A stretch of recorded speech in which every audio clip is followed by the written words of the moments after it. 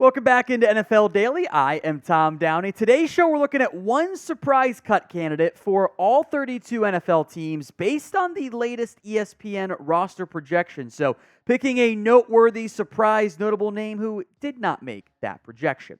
Before we get to the full 32-man list, who here is excited to have training camps back, actual things to talk about that's not just pure speculation? If that's you, because it's certainly me, then show it by liking today's video right now. We'll go team by team, faster on some than others because not everyone's name is the most intriguing. For the Cowboys, Ryan Flournoy, who's had some hype from ESPN's Todd Archer, who also cut him on the roster projection.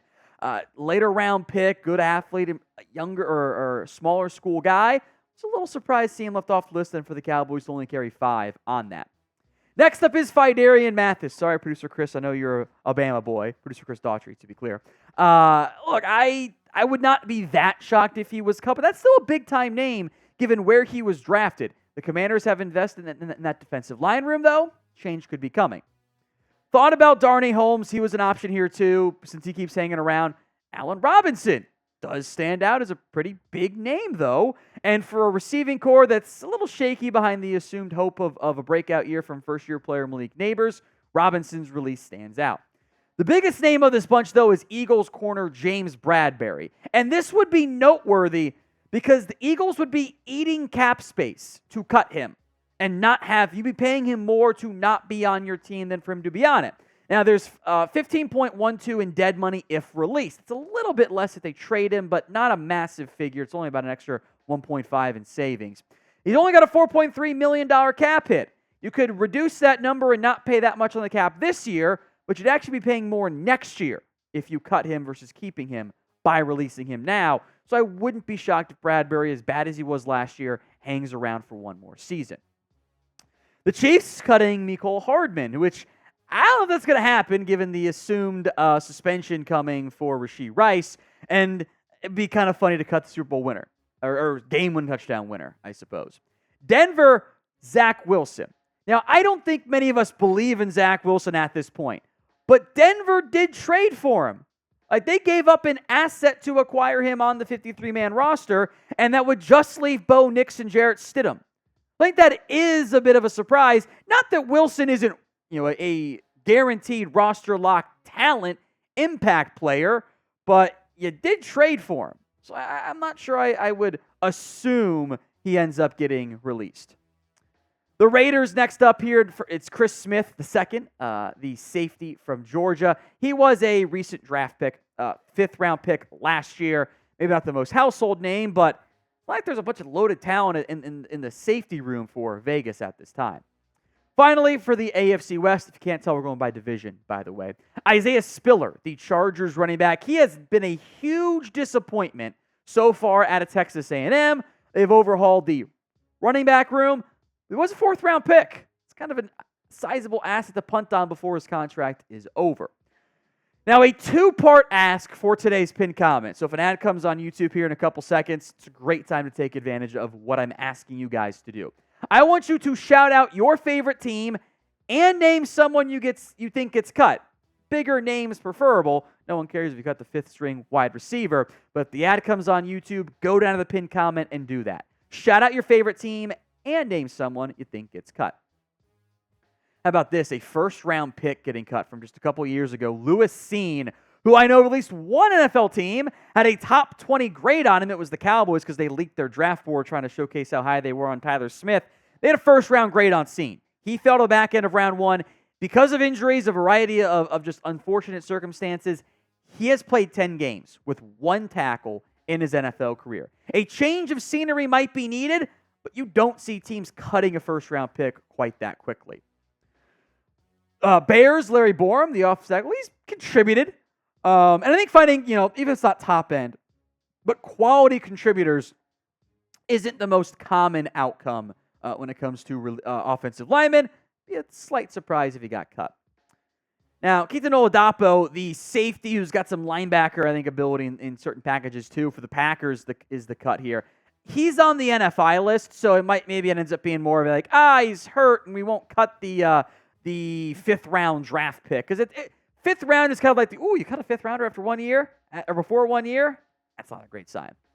A couple years ago, as a first-round pick, also as a day 3 pick, Malcolm Rodriguez was a contributor for the Detroit Lions. As they've overhauled, invested in other players in their linebacking room, he's kind of fallen out of favor. So if he does get cut, he might get claimed. As most players don't get claimed, Rodriguez could be one to monitor, though. Today's show is made possible by our good friends over at GameTime.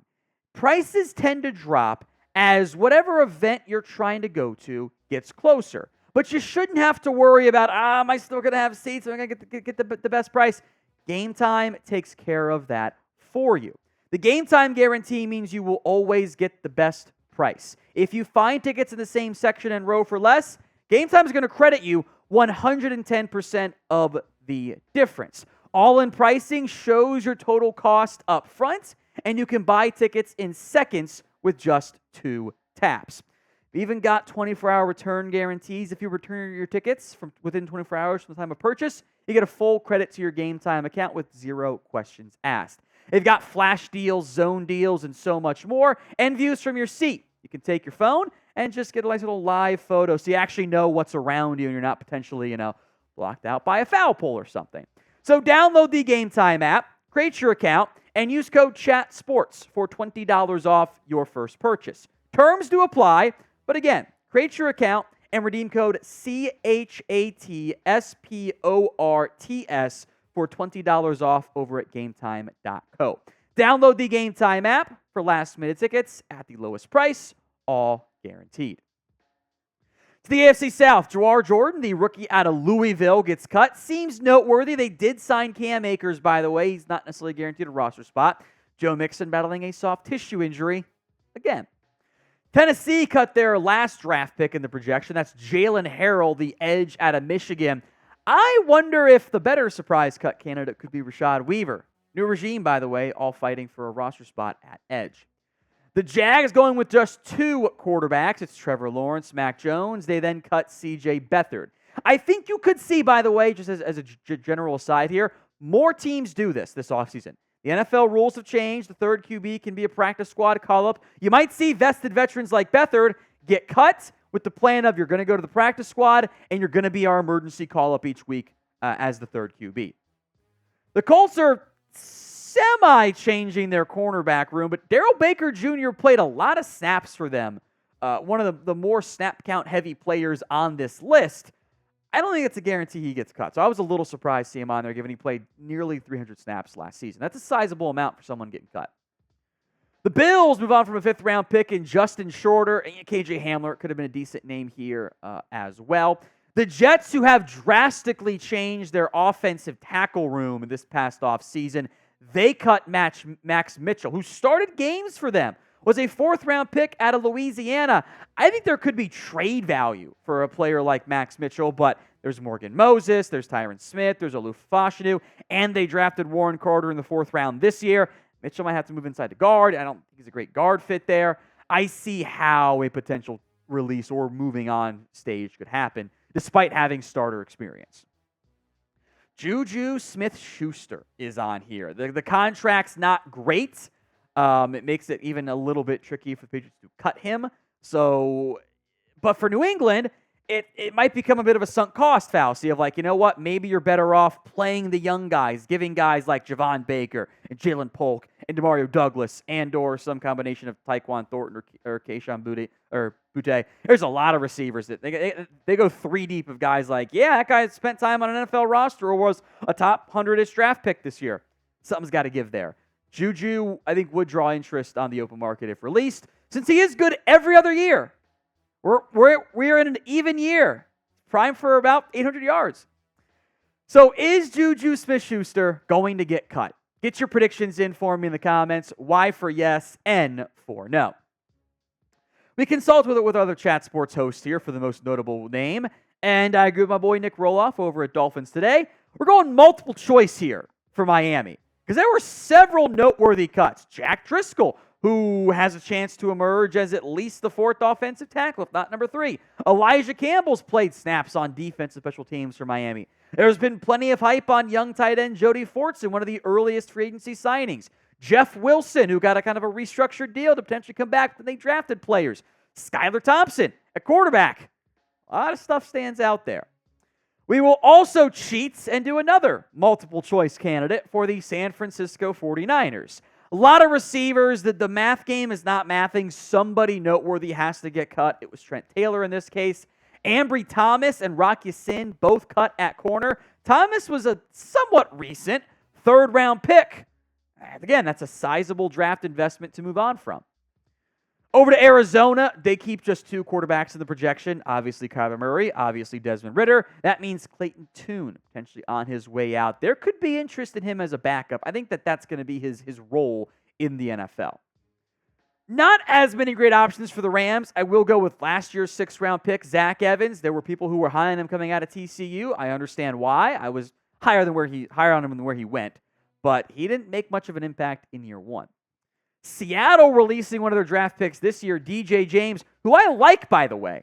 And I think it's noteworthy because you brought in a new regime led by a defensive head coach. To cut one of his draft picks, regardless of how much input Mike McDonald actually has in the defense, that would kind of be admitting a mistake to an extent. Now, we are getting closer and closer to 380,000 subscribers. We need your help to get there. Hit that sub button for more free NFL YouTube videos as the preseason training camp moves on. Got some great coverage planned for you. If you love the NFL, just subscribe. It's free after all. A common trend, draft picks don't make the team. Devin Leary, the Ravens quarterback. I am very curious what Baltimore's plan is going to be because I didn't mind Leary coming out of Kentucky/NC State, but he is not a fit behind Lamar Jackson. Like, Leary's not the same mobile quarterback Lamar, so you'd be changing your offense if you had to play. Josh Johnson fits that. Emory Jones fits that, but Leary was a 6th-round pick. To Pittsburgh, Quez Watkins, who at one point was primed to be the number 3 receiver for Philadelphia, now on the cut candidate side of things. Also a question of, will Pittsburgh find another big-time splashy receiver to add to pair with George Pickens? Bengals, Cam Sample. Our Bengals host had the exact same thought. Did they forget about him? Because their roster projection didn't mention not including Cam Sample on the list, which is noteworthy because he was playing over Joseph Asai and Miles Murphy last season. So to not put him on there, I thought was very, very interesting. Siaka Ika, who was a 3rd-round pick last year. Maybe I am wrong because I have been of the mindset yes, the Browns drafted new defensive linemen, and that's all fine and dandy. But you look at who they have as nose guard options. It's kind of Dalvin Tomlinson, Siaka Ika. Yes, they drafted Juwan Briggs and Mecole. Those guys are barely, in fact, Mecole's case, he's under 300 pounds. That's not the same role. So I actually would be surprised if Ika gets cut. If he does, he's getting claimed off waivers. I'd pretty much guarantee it. Speaking of the AFC North, I think this could be one of the most competitive divisions again this year. All 4 of these teams have legitimate, not just playoff aspirations, but we can win the division and make a run aspirations this year. So who wins the AFC North? BAL for the Baltimore Ravens, CLE for the Cleveland Browns, CIN for the Bengals, and PIT for the Pittsburgh Steelers. Zion Lozier, the Falcons' 6th-round rookie. Now, they drafted 2 defensive linemen this year. They also put Eddie Goldman on the roster projection. I was kind of surprised by that one. Chandler Zavala, who just a year ago was a 4th-round pick. Now, this past offseason, Carolina has signed Robert Hunt. They've signed Damian Lewis. But punting on your 4th-rounder a year later, there were injury concerns coming out of the state. He was a really good, I thought, player, minus the injury stuff. Someone should claim him on waivers. Cleek Hudson, who is not maybe the most household name, but does stand out as a noteworthy piece on special teams, undersized linebacker coming from the Commanders. He gets the nod for the Saints. And then, it's not going to be a surprise if and when the Bucs cut Randy Gregory, but the way we got here absolutely has been a surprise. That's why we kept him for last. Randy's a very talented football player. He's battled his demons off the field. He just hasn't shown up to Tampa. He signed this offseason. Hasn't reported. Doesn't seem clear what's going on. So I hope he's okay, but he's probably going to get cut in Tampa because, you have to show up to work if you want to keep your job.